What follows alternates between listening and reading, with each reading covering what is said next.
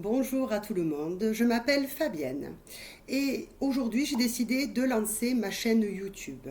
Cette chaîne sera dédiée au développement personnel dans lesquelles je traiterai différentes informations concernant le développement personnel, que ce soit comment gérer les émotions, quels sont leurs rôles, mais aussi d'autres publications qui me viennent par inspiration un petit peu par rapport aux événements qui se passent dans ma vie. Voilà, donc je vais faire une courte présentation. Je m'appelle Fabienne, comme je vous l'ai dit, et depuis 2001, je travaille dans un office notarial. Puis ensuite, en 2018, j'ai changé de voie et je me suis inscrite en formation pour devenir sophrologue. Ensuite, j'ai continué en m'inscrivant à une formation d'hypnothérapeute.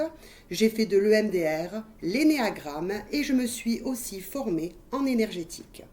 Donc au jour d'aujourd'hui, je vais partager les différentes expériences afin que vous puissiez aller vers une meilleure compréhension dans ce qui se passe dans votre vie, dans ce que vous ressentez, comment appréhender les choses et comment les transformer afin d'avoir une vie beaucoup plus en harmonie avec qui vous êtes à l'intérieur et qui se répercutera à l'extérieur. Aujourd'hui, le thème va être comment équilibrer son énergie yin et son énergie yang. Tout d'abord, je vais vous expliquer quelles sont ces deux énergies. L'énergie yin, c'est l'énergie féminine, c'est l'énergie lunaire, c'est l'énergie que nous avons hommes et femmes en nous. Seulement, c'est plus visible au niveau de la femme qui va être plus en introspection, qui va se reconnecter à elle-même quand elle a des soucis. Elle va un petit peu jauger à l'intérieur d'elle ce qui se passe. Les hommes ont mis ça beaucoup plus de côté, même s'il y a des hommes qui ont une énergie yin en eux, mais la majorité des hommes font plus appel à leur énergie yang qui est l'action. Donc revenons à l'énergie yin, donc qui est le côté plus intuitif, plus lunaire dans les ressentis et dans les émotions.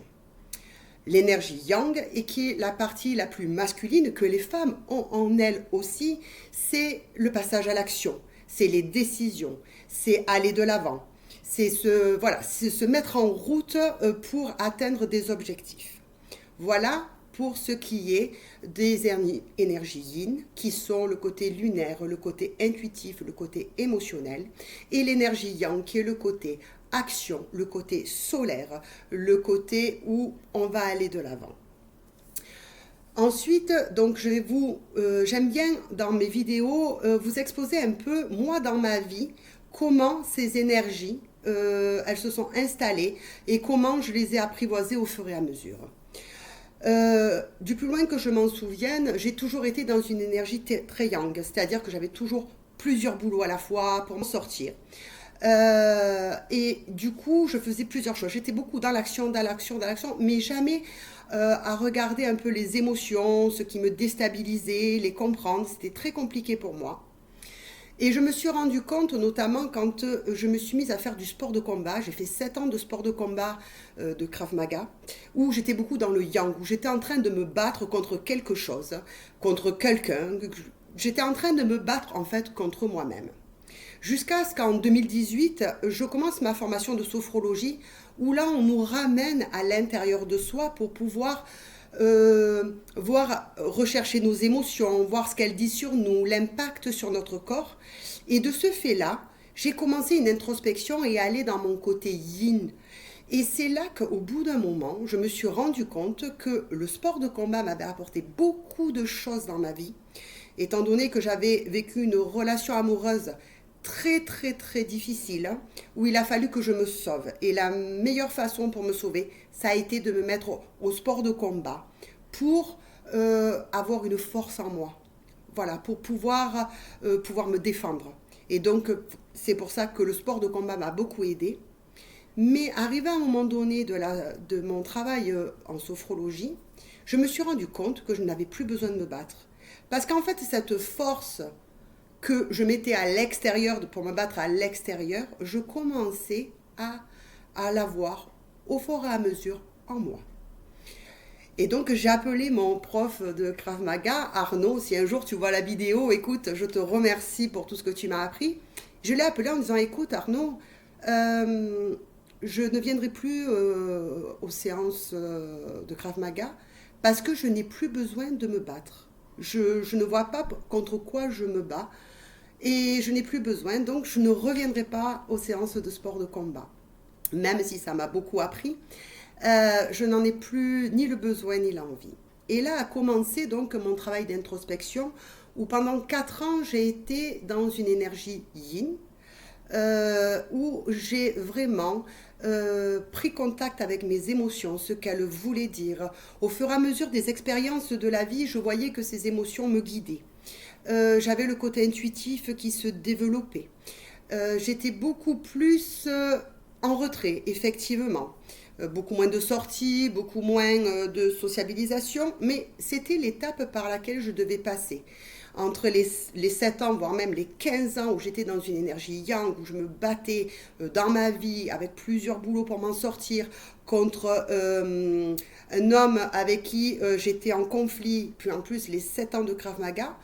Et après, je suis passée dans 4 ans d'énergie yin, où là, j'étais plus en introspection, à voir à l'intérieur de moi toutes les forces, tout ce que j'avais à libérer, à dégager, pour pouvoir équilibrer tout ça. Souvent, ce qu'on va faire, c'est qu'on va se réfugier dans une énergie. Alors là, moi, ça a été l'énergie yang pendant des années, où c'était la force, le combat, pour ensuite me diriger vers l'énergie yin, où là, je me suis plus posée, introspectée et connectée à moi-même. Jusqu'au jour où en fait nous réunissons ces deux parties de nous et nous les équilibrons. Et c'est là que nous nous rendons compte que le travail que nous avons fait dans une force et le travail que nous avons fait dans l'autre force, parce que ce sont deux forces, une fois qu'elles sont réunies, ben nous nous sentons complets en nous. C'est-à-dire que nous n'avons plus besoin d'une force extérieure, nous avons toutes ces forces en nous. C'est-à-dire que nous avons la capacité de nous relier à nos forces intérieures pour pouvoir mettre en action nos objectifs, nos envies, ce qu'on a envie de vivre. Mais tout ça passe par ce rééquilibrage qui n'est pas évident. Je connais plusieurs personnes autour de moi qui font en ce moment du sport de combat parce qu'elles se sentent dans leur vie personnelle menacées et qu'elles se sentent obligées de combattre. Et puis après, elles vont se relier au côté un peu plus intuitif et un jour, tout va se rassembler, tout va fusionner. Donc j'espère que cette vidéo vous aura parlé. Je ferai d'autres vidéos, les prochaines, alors soit c'est de l'inspiration par rapport à ce que je vis, ce que je ressens et les choses que je pense qui peuvent aider les personnes à un instant T.